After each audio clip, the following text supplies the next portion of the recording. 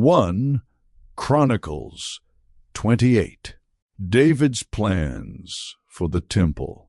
David summoned all the officials of Israel to assemble at Jerusalem, the officers over the tribes, the commanders of the divisions in the service of the king, the commanders of thousands and commanders of hundreds, and the officials in charge of all the property and livestock belonging to the king and his sons, together with the palace officials, the warriors, and all the brave fighting men.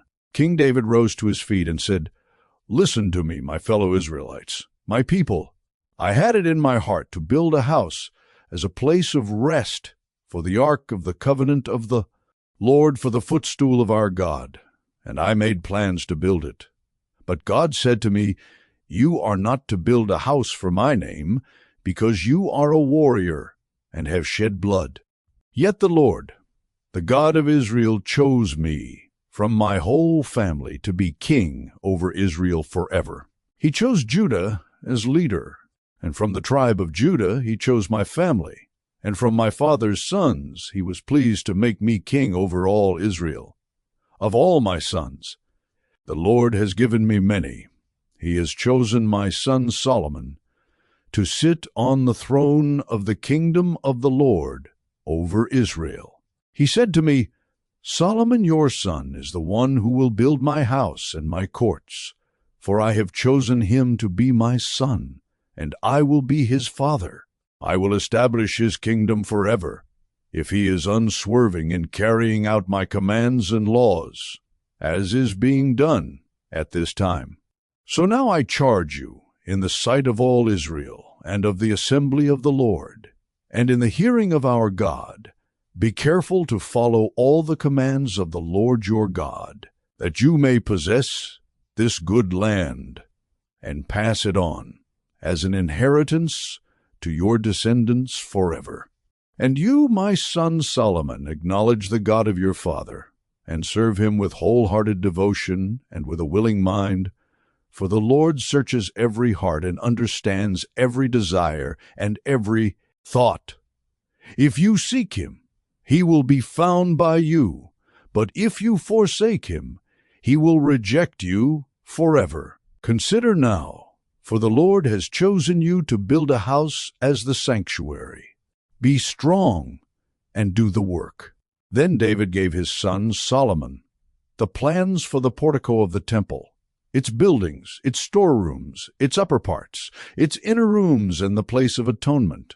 He gave him the plans of all that the Spirit had put in his mind for the courts of the temple of the Lord and all the surrounding rooms, for the treasuries of the temple of God, and for the treasuries for the dedicated things.